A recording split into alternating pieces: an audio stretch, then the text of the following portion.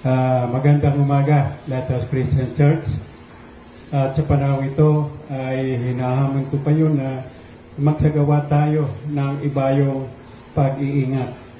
Ngayong umaga ay sandali muna nating puputulin ang pag-aaral natin sa Book of Acts.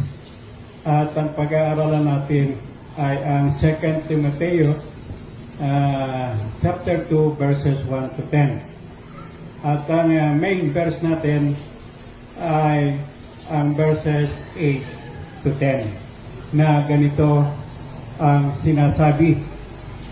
Remember Jesus Christ, risen from the dead, descendant of David, according to my gospel, for which I suffer hardship, even to imprisonment as a criminal, but the word of God is not imprisoned. For this reason, I endure all things for the sake of those who are chosen, so that they may also attain the salvation which is in Christ Jesus and with eternal glory. Ang pamagat po ng ating mensahe ngayon ay, in moment like this, do not forget Jesus Christ. 2 Timothy is the latest of Pauline epistles, considered as his last will and testament to his son in faith, Timothy.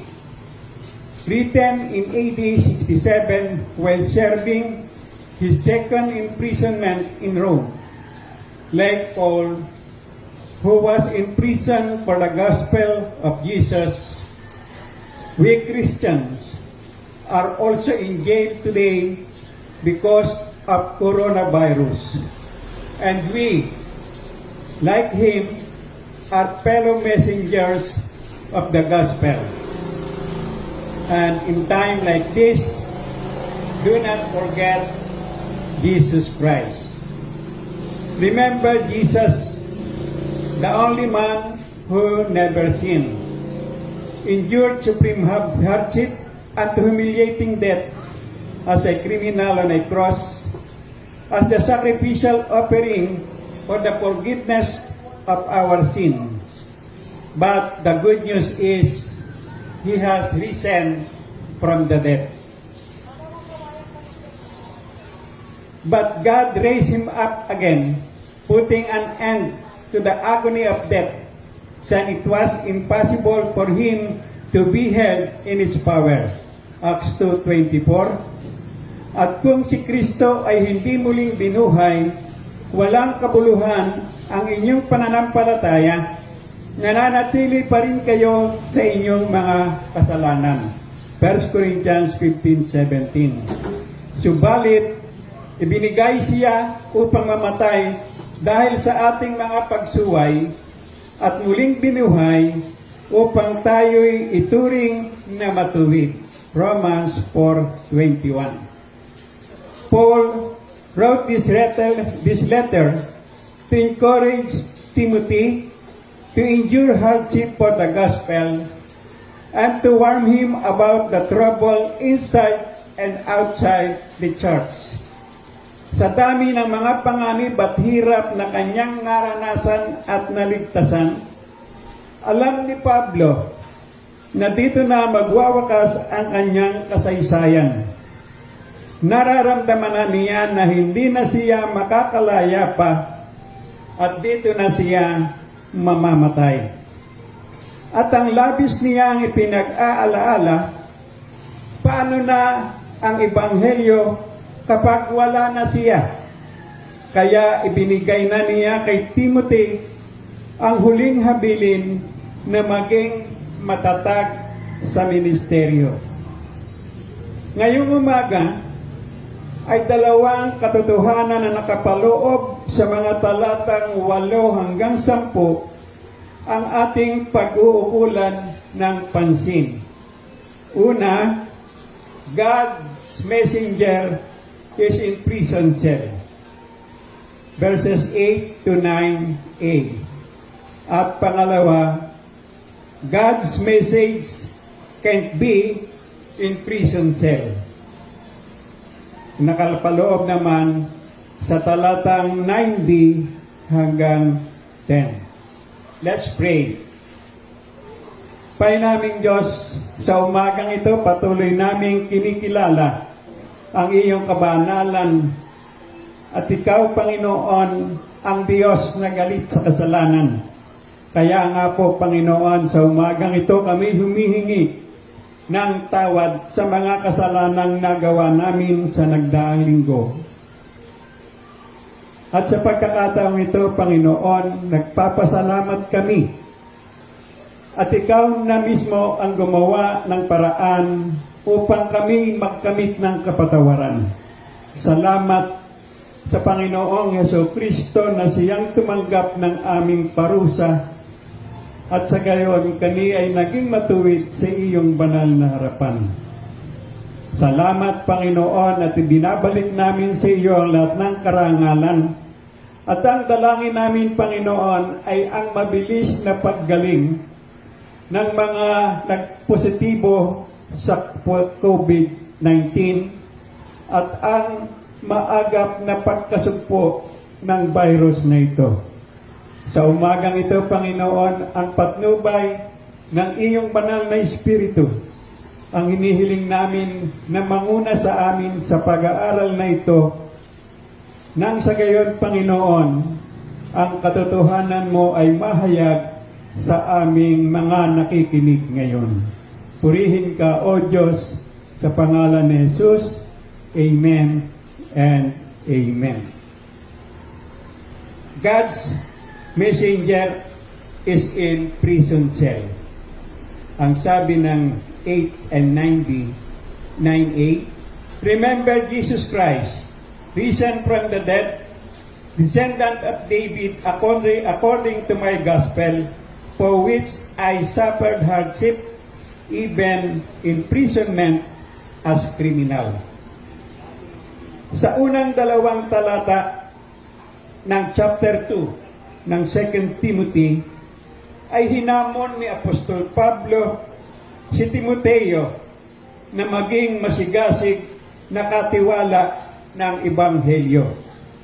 Sinabi niya, parang sinasabi niya ng verses 1 and 2 kay Timoteo, be I dedicated steward. You therefore, my son, be strong in the grace that is in Jesus Christ. The things you have heard from me in the presence of many witnesses, entrust these to faithful men who will be able to teach others also. Anak, ingatan mo ang kadalisayan ng Ebanghelyo. Alagaan mo ang katotohanan. Huwag mong sarilinin ang natutunan mo sa akin. Pagtiyagaan mong ituro ang mga ito sa mapapagkatiwalaang tao na may matapat na kakayahang ituro din ito sa iba. Pangunahing tungkulin natin bilang mga anak ng Diyos na alagaan ang ating nalalamang katotohanan sa pamamagitan ng pagpapahayag nito sa maraming nangangailangan ng kaligtasan. Ganito kasigasig si Pablo sa Ebanghelyo at ito ang dahilan kung bakit nagdana siya ng maraming hirap at ngayon naghihintay na lang ng kanyang kamatayan sa kulungan.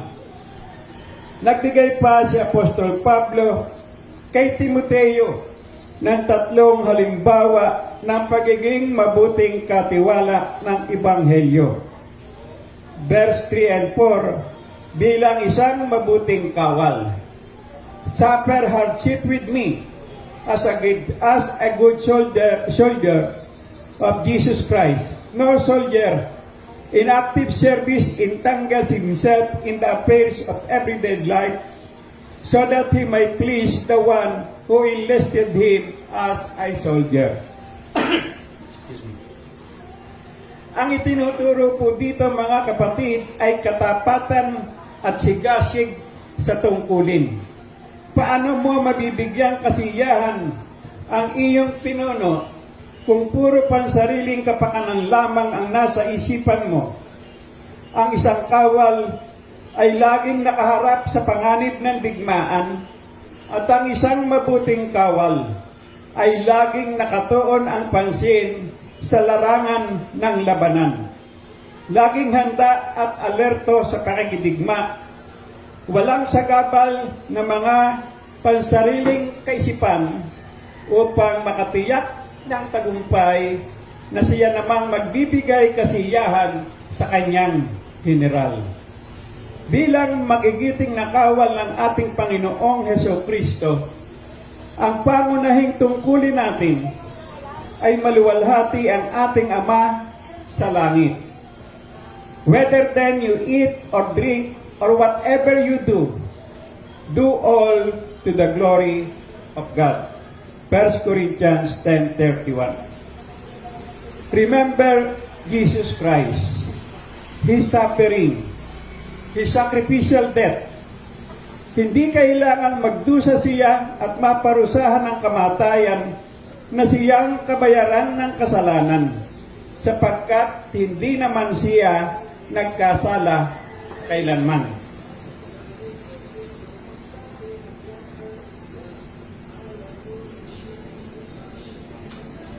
Sandali po.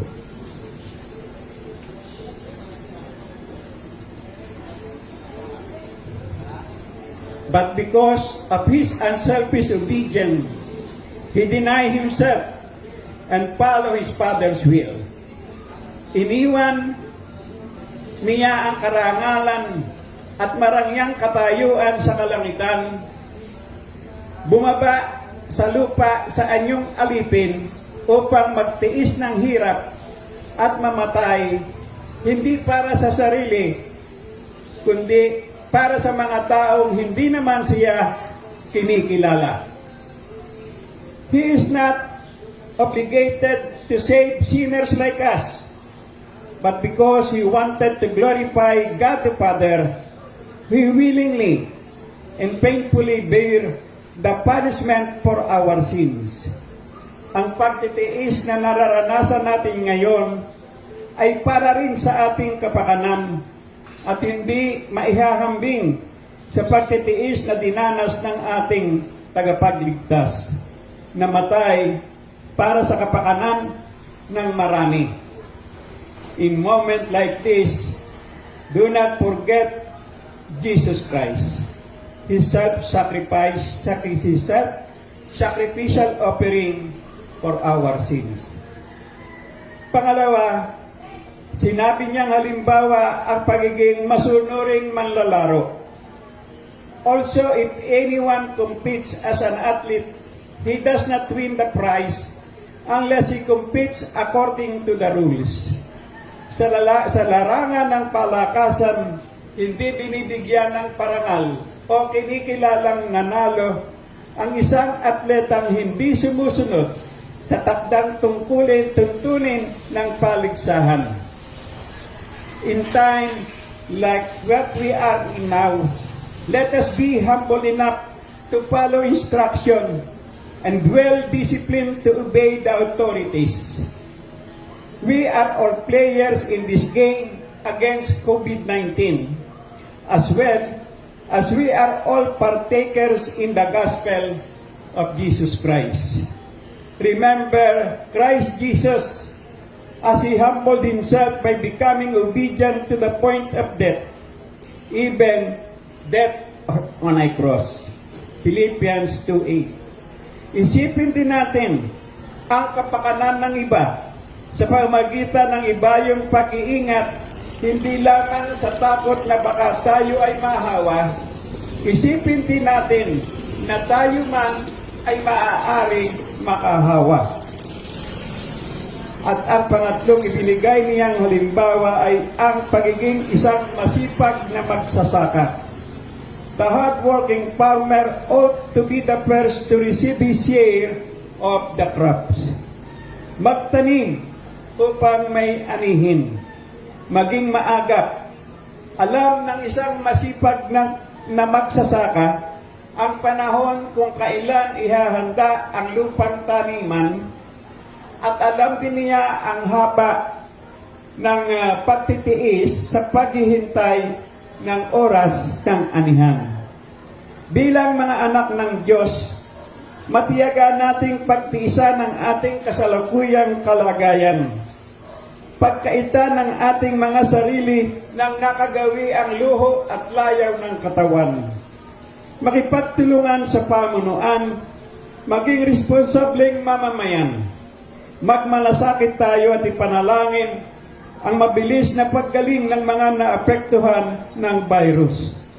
Maging maingat sa ating mga sarili para sa kapakanan ng ating mga kasambahay at kapitbahay. Do not forget the compassion of Christ Jesus. Seeing the people, He felt compassion for them because they were distressed and dispirited, like sheep without a shepherd.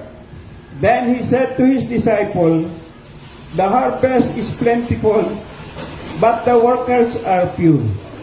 Therefore beseech the Lords of the harvest to send out workers into His harvest."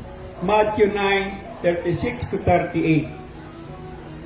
Foremost of all, now is the time to remember Jesus Christ, His sacrificial death, His humble obedience, and compassion for the lost soul. We are the qualified workers of the harvest, and the harvest field is wide open now than before. Katulad ni Apostol Pablo na hindi nahadlangan ng rehas na bakal o ng lungga sa ilalim ng lupa sa kanyang pagpapahayag ng mabuting balita, magagawa rin natin ang gayon ngayon sa maraming kaparaanan. At ang sabi ng verse 7, "Consider what I say, for the Lord will give you understanding in everything."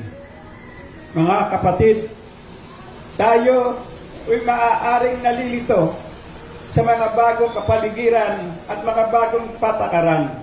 Pero kung patuloy nating alalahanin ang ating Panginoong Jesucristo, tayo ay ganap na magkakaroon ng magandang pagpapasya at kaunawaan.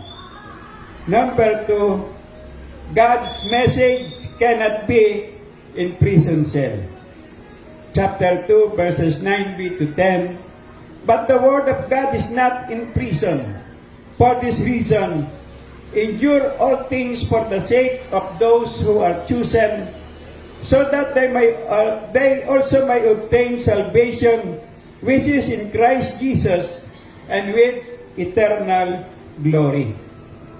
Hindi dahilan ang enhanced community quarantine upang hindi may pahayag ang mabuting balita ng kaligtasan kay Kristo Jesus. Sa ganitong kalagayan, lalo tayong magsikap na maipakilala kung sino si Kristo at ang ginawa niyang pagsunod sa kalooban ng Ama. Remember the suffering of Jesus for the redemption of mankind. Remember also the agony of Apostle Paul in his miserable condition in prison cell. Nang una niyang pagkakulong sa Roma, ay naka-house arrest lamang siya. Malayang nakakapagturo at nakikipag-usap sa mga bantay kawal at sa mga maraming dumadalaw sa kanya. Iba ang sitwasyon sa pangalawa niyang pagkakulong. Nag-iisa siya sa malamig at madilim na kulungan sa ilalim ng lupa. Walang dumadalaw. Malayo ang mga bantay at ang kausap lamang niya ay ang mga ipis at daga. Subalit sa ganitong kalagayan, ay patuloy pa rin niyang naipangaral si Kristo Jesus sa kanyang mga liham. Magagawa rin natin ang ganito ngayon under enhanced community quarantine. Mayroon tayong FB, YouTube, IG, at iba-ibang personal account kung saan ay maipaparating ang ating malasakit sa pamagitan ng panalangin, pagtuturo, pagpapayo, at pagpapaalaala. Sa ganito ay maipadarama natin ang pag-ibig ni Kristo sa kanila. Number 2, remember the unselfish obedience of our Lord Jesus Christ to the Father's will. Sa ganitong sitwasyon, kalimutan muna natin ang mga pansariling lakad at kagustuhan. Magtiis tayo ng kaunting hirap dahil nawalan tayo ng kalayaang gawin ang gusto natin para sa sariling kapakanan. Pare-pareho tayo ng katayuan. Ipakita natin ang kaugaliang Kristiyano sa panahong ito. Huwag na tayong magreklamo sa mga bagong patakaran. Sumunod tayo bilang mga mabuting mamamayan. Igalang ang mga kinauukulang pinuno, mga autoridad na namamahala sa ating kapaligiran. Sa ganito ay maipapakita natin ang pagkamasunurin ni Jesus sa kanyang Ama na ating Diyos. Iniwan niya ang kaluwalhatian sa kalangitan bilang pagtalima sa kagustuhan ng Ama para sa kaliligtas ng marami. Magkaroon nawa tayo ng kaisipang na tulad ng sa Kanya. Philippians 2:4-8, 4 and 5. Do not merely look out for your own personal interests, but also for the interest of others. Have this attitude in yourself, which was also in Christ Jesus. Huwag tayong umayon sa ginagawa ng marami sa panahong ito. Maraming naubusan ng alcohol sa mga groceries dahil pinakyaw ng mga naunang namili. Naisip kaya nila na baka ang mabilis na pagkalat ng virus ay sa kakulangan ng pangunahing disinfectant na inimbak nila sa kani-kanilang tahanan. Hindi kaya naisip nila na maaaring kapitbahay nila ang huling nagpositibo sa COVID-19. Sa ganon, inilapit nila sila sa panganib ng kanilang pagkamakasarili. Huwag tayong gumawa ng ganito. Kaninang umaga narinig ko sa balita na nagkakaubusan na rin ng dilata. Pero sapat ang supply. Bakit nagkakaubusan? Dahil sa panic buying. Maaaring nakakuha kayo ng higit sa inyong makukonsumo sa loob ng 2 buwan. Paano naman ang mga kababayan natin na walang makain sa ganitong kapanahunan? Maging mapagmalasakit nawa tayo sa bawat isa. Number 3, remember the compassion of our Lord Jesus Christ for the lost soul. Saan man tayo naroroon, anuman ang hirap na ating nararanasan, pagtiisan natin ito at isipin ang mga halimbawa ng Panginoong Hesukristo na buong kasipagang sinunod ng mga naunang Kristiyano sa pangunguna ni Apostol Pablo. Ganito rin ang habili niya kay Timoteo na para rin sa atin ngayon. Preach the word, be ready in season and out of season, reprove, rebuke, exhort, with great patience and instruction. 2 Timothy 4:2. May karapatan si Pablo, nautusan tayo ng ganito sapagkat ito ang kanyang naging pamumuhay. Sapagkat alam niya ang hirap na maiiwan kay Timoteo, kaya't patuloy ang kanyang pagpapayo dito. 1 Timothy 6:12, fight the good fight of faith. Take hold of the eternal life to which you were called, and you made a good confession in the presence of many witnesses. Makipaglaban tayong mabuti. Ipaglaban natin ang ating pananampalataya at buhay na walang hanggan.